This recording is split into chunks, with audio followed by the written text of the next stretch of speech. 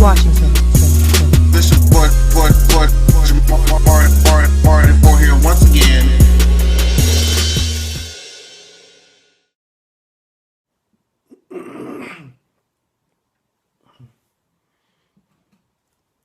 Hey, what's up, you guys? It's your boy Jamarty4 here once again, and I'm here to do a review of this week's The Walking Dead.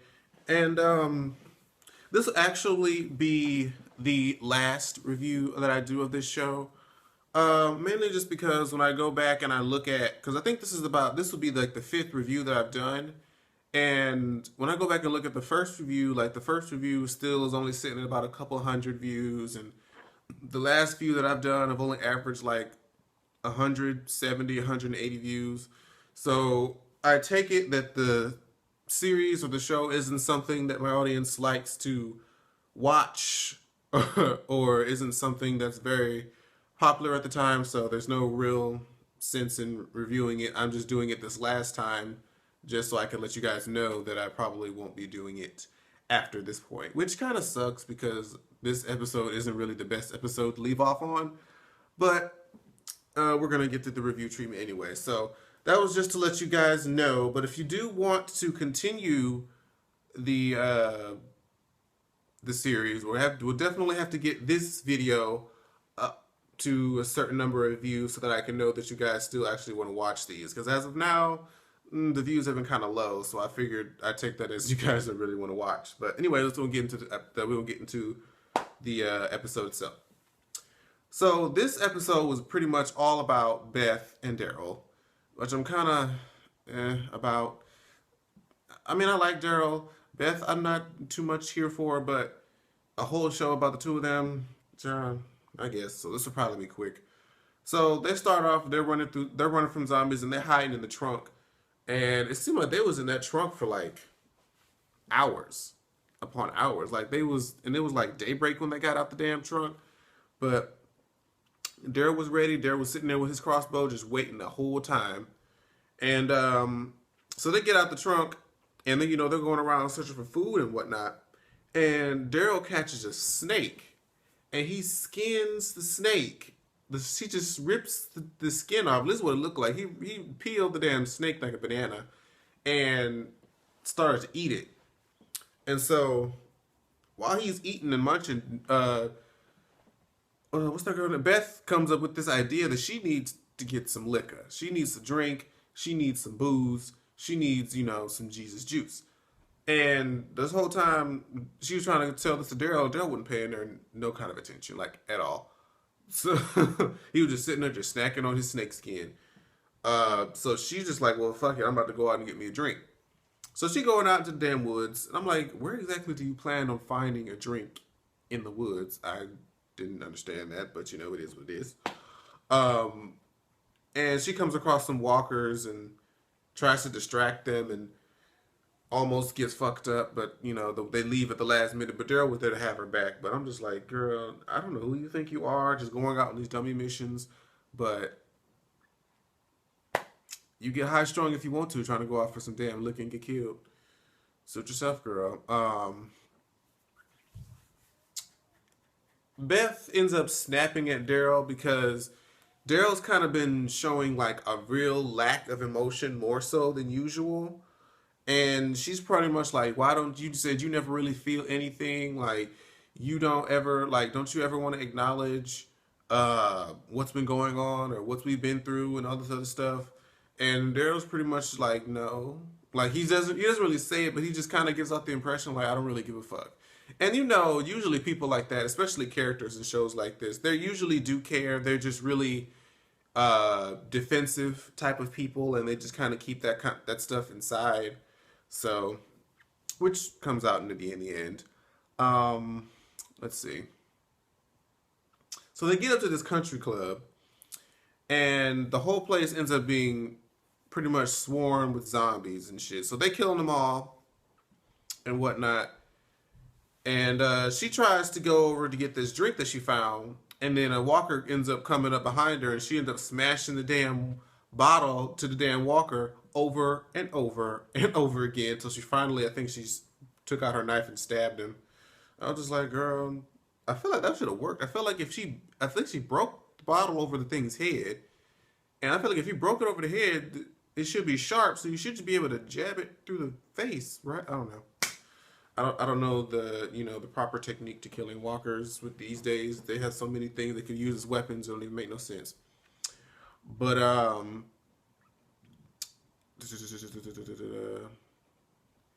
smashes the head. They're pretty much just exploring. Like a lot of this was just them exploring shit, and ended up getting closer as friends or potential fuckmates. I'm just saying they've been spending. I was just waiting for somebody to get a kiss or them to just hunch one good time in the back room. I don't know. It just seemed like it was just waiting to happen, but it didn't happen.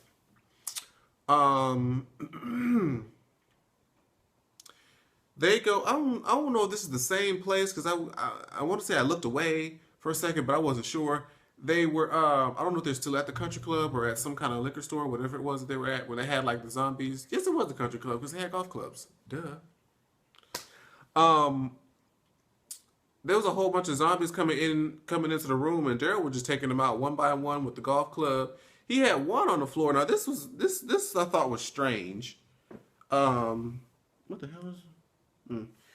Daryl had the zombie on the floor, and he was hitting it over and over again in like the side, like the like the hip, and then he decided to freaking hit him across the face, like his face was a golf tee, and killed him then. But I'm just like, why did you just do that the first time? Why you had to sit there and hit him in the damn side over and over and over? But I guess it was just just for a dramatic effect. And, they kind of showed how they put that scene together, so that was pretty cool. So they finally get this bitch a drink, and I can't. Oh, excuse me. I can't remember what the drink was called that she was drinking that they found. I can't remember. But when she finally get the drink, she started crying. I'm like, bitch, what you crying for? Like, but I guess when you watch them talking dead, I guess it's kind of like okay, she felt like she had no like Beth was kind of one of those people who felt like she had more purpose. Like as long as she had like an overall job or like an overall mission to do. And since she didn't really have like the last thing that she had was that she was trying to get a drink. That was her mission. And now that she got the drink, it's like, okay, well, what do you do? I guess she's supposed to be experiencing some sort of feeling of loss. So, and she has nothing better to do. So she just kind of broke down and started crying. So Daryl and Beth start playing this drinking game, right? And so they start playing like a would you have you ever, and there's so many versions of this game because I used to play this game with my friends a lot. So basically, you say something that you've never done, and if you've done it, if the other person that you're playing with has done it, they have to take a drink. So they're playing back and forth, and eventually, as you play this game, you get drunk, and for some reason, Daryl flies off the fucking deep end and starts talking about how he was never really like privileged like Beth was, and how he had to go through all this stuff, and he was talking about how he didn't experience this and how he didn't experience that, and I guess that just hit a core for him or something because he was pissed. But needless to say, after from Daryl's little outburst that he ended up attracting a walker, and so Beth is like, "Bitch, can you shut the fuck up, please, so we don't die?"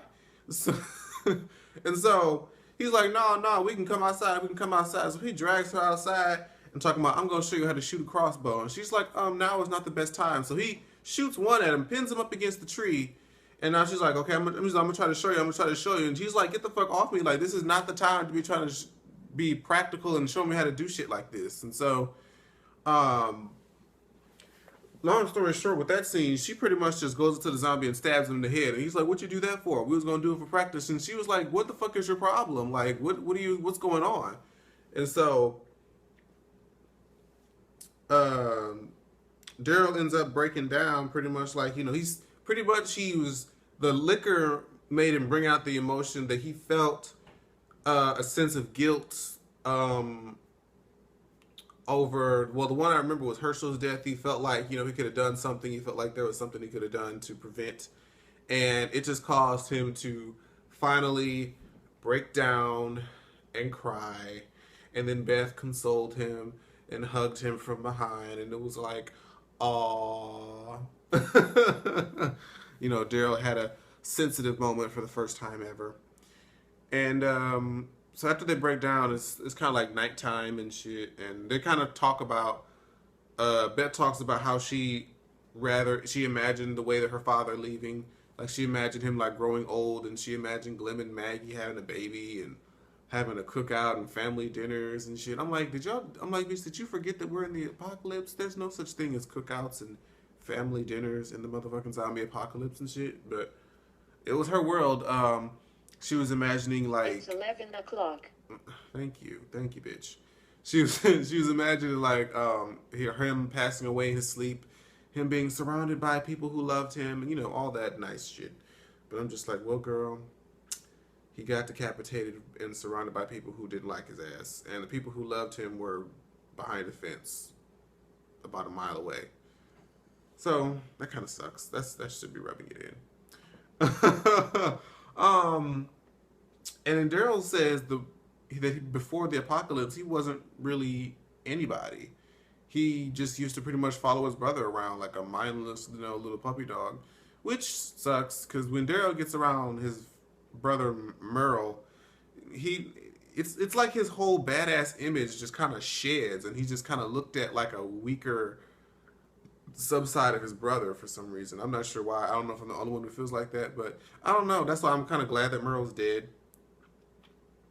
because he kind of brought out like kind of the worst in Daryl, in my opinion. But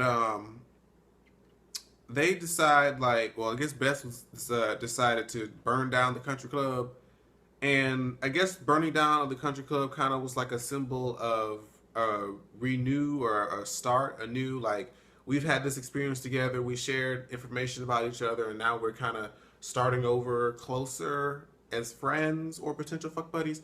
I'm not sure. That could be symbolizing multiple different things, but that was pretty much the episode. I guess next week we're going to get more into, at least I hope, we're going to get more into when everybody is sort of coming together finally, because still everybody's been separated. Like, ever since the prison, got run down. I think we're like the third episode in since the break. Third or fourth. I can't remember, but everybody's still been separated this whole time. So hopefully, they get a chance to finally come together. But that's the episode, you guys. Like I said before, if you want to get me to continue to review the series, make sure you guys get the views up, so that way I know that I'm not recording this for 5 or 10 people, however, the very few people who watch. I want to do it for the majority. But thanks you guys for watching, and I'll see you guys in the next video. Bye-bye. Like, share, subscribe. Washington.